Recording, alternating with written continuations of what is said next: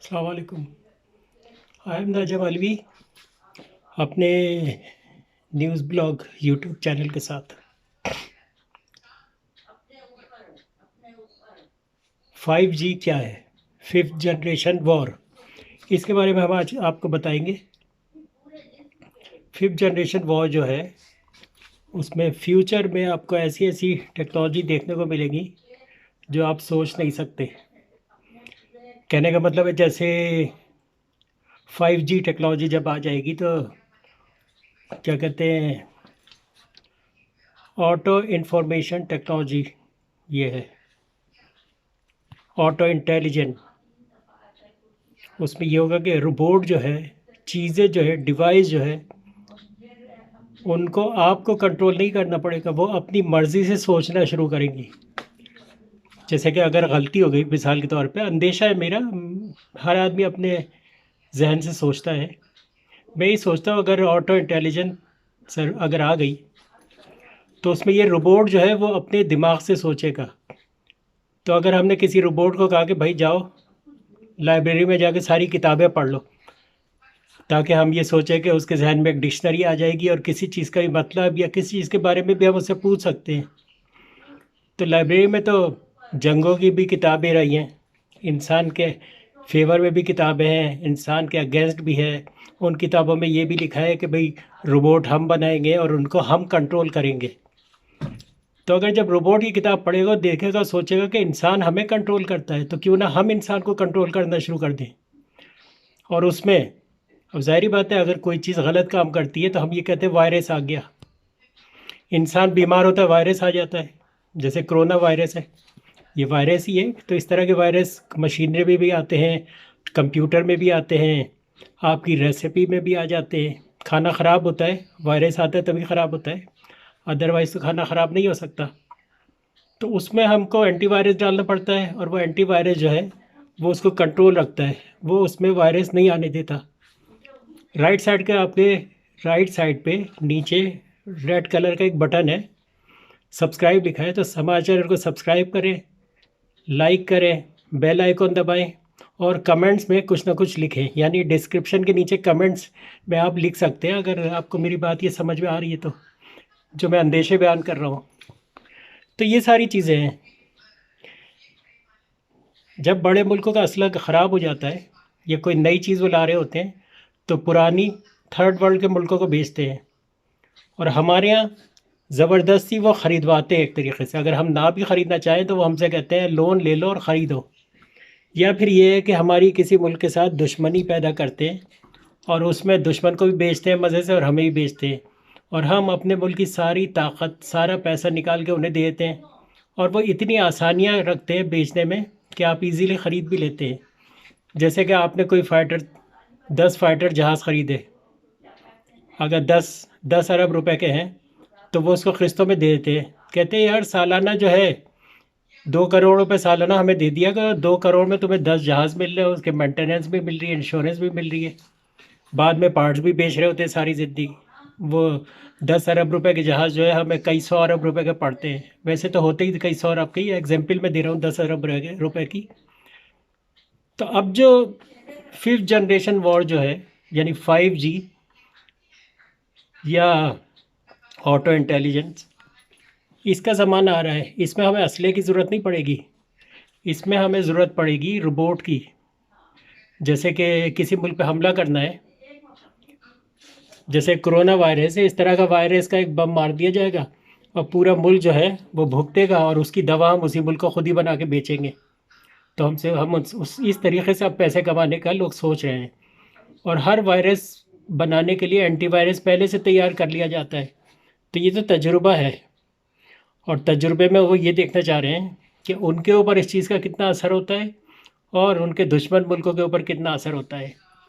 तो ये है आजकल वॉर जो है, रिलीजियस वॉर भी कह लें, कलर वॉर वॉर भी कह लें, या ईस्ट वेस्ट नॉर्थ साउथ ही वॉर कह रहे हैं, कुछ भी नाम दे दें आप। मुसलमानों में 72 फ़िरक़े हैं, इनकी आपस की वॉर का नाम दे दें, कुछ भी नाम दे दें, कमाता कौन है? कभी गौर किया है? इंडिया पाकिस्तान लड़ रहे हैं, ठीक है, बेवकूफ़ों की तरह लड़ रहे हैं। दुनिया में पूरा यूरोप एक हो गया है लेकिन ये लड़ रहे हैं। क्योंकि ये लड़ेंगे तो असला ख़रीदेंगे ना। हम अपना सारी एनर्जी, सारा पैसा खर्च करके इन लोगों को दे के इनसे असला ख़रीद लेते हैं, आवाम को नहीं पढ़ाते। एजुकेशन बजट जो है वो दोनों मुल्कों का ज़ीरो के बराबर है, ना होने की बराबर। तो ये है चक्कर। हमारे मुल्क में हम कोरोना वायरस का एंटीवायरस बनाएं तो सुना है कि वहाँ से धमकी आ जाती है कि खामोश होकर बैठ जाओ, मत बनाओ, क्योंकि हमने कमाना है, हमने छोड़ा है तो हम ही कमाएंगे, तुम क्यों कमा रहे हो। तो हमारे मुल्क में छोटी मोटी दवाएं बनती है, पैरासीटामोल, ये वो छोटी मोटे इंजेक्शन बन जाते हैं। हाँ, जानवरों की दवाएं बनती हैं, जानवरों की दवाएं, जानवरों में हर साल बीमारी फैलती है, हर साल उनको वैक्सीन दी जाती है।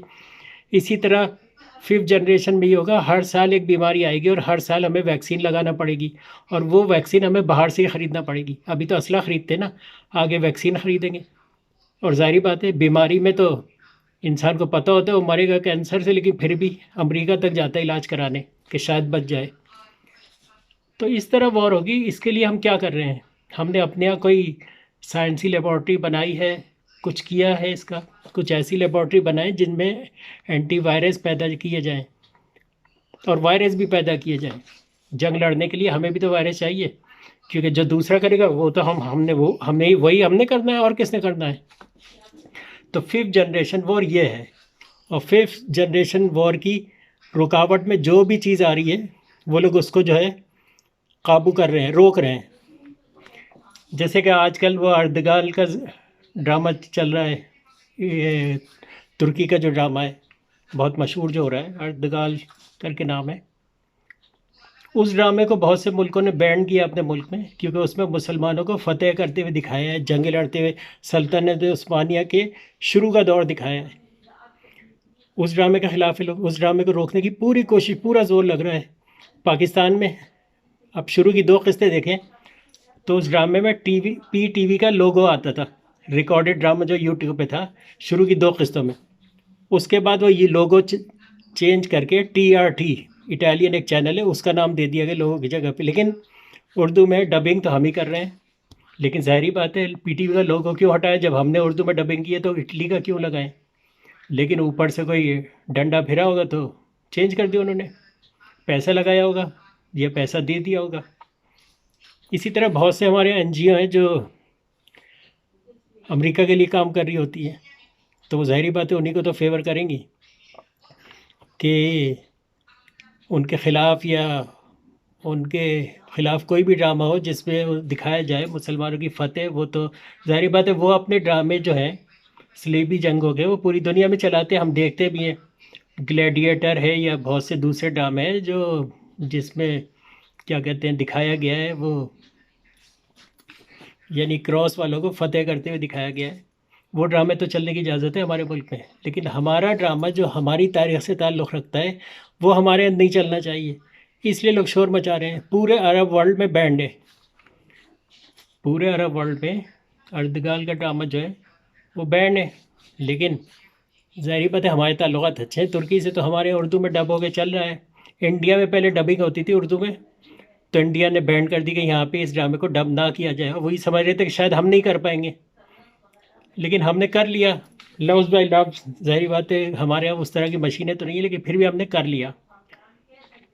तो ये फिफ्थ जनरेशन वॉर, इसमें कोरोना वायरस की तरह कई वायरस आएंगे और मुकाबला करना पड़ेगा। लेकिन आगे ये तो एक एक्सपेरिमेंट था कोरोना वायरस का, लेकिन आगे आप देखिएगा कि आगे जो भी वायरस आएगा उसका एंटीवायरस भी होगा और वो उन्हीं के पास होगा। हर साल करोड़ों रुपए हम उन्हें दे के और ये इस्तेमाल करेंगे। तो बात ये है कि असले की जगह अब हमें चाहिए कि हम अपने यहाँ मेडिसिन वगैरह के जो वो एक्सपेरिमेंट के लैब वगैरह तामीर करें, लेबॉर्ट्री साइंसी तामीर करें, जिसमें हम ये दवाएं वगैरह बनाना शुरू करें। क्योंकि मशीनरी का ज़माना ख़त्म हो रहा है, तेल ख़त्म, अगले 30 साल में तेल की कहानी ख़त्म हो जाएगी। ये तेल सस्ता इस वजह से नहीं हुआ कोरोना वायरस की वजह से, इसकी वजह से भी हुआ है, इसकी वजह से थोड़ा सा तेज़ हो गया, वरना तेल आहिस्ता आहिस्ता जाके इतने ही का होना था फ्यूचर में 1930 तक। शायद हम हो ना हो, लेकिन 1930 में हालात और होंगे। जैसे कि मोबाइल फ़ोन है, 20 साल पहले पता नहीं था लोगों को, हर आदमी की पहुंच में नहीं था, लेकिन अब हर आदमी की पहुंच में मोबाइल फ़ोन। आपने कभी सोचा था दुनिया के किसी भी कोने में जंगल में कोई आदमी बैठा है, आप उससे जो है हज़ारों मील दूर 8 घंटे के बाई एयर ट्रैवल के फासले पर, 8 घंटे के फासले पर आप उससे एक एक टिप में जो उससे बात कर लें। कभी नहीं सोचा होगा, लेकिन आज करते लोग बात। ऐसी ऐसी चीज़ें ईजाद हो रही हैं कि आप सोच नहीं सकते। यानी सोशल मीडिया पे 10 विंडो में 10 लोग बैठ के एक साथ बातें कर सकते हैं, यानी ग्रुप चैटिंग हो रही है, वीडियो। इसका ज़माना आ गया है। बहुत से लोग हैं जिनको मैंने ये बताया जाके कि भाई ये व्हाट्सएप पे इस तरह बात करते हैं, उनको इन चीज़ का पता नहीं था अभी तक।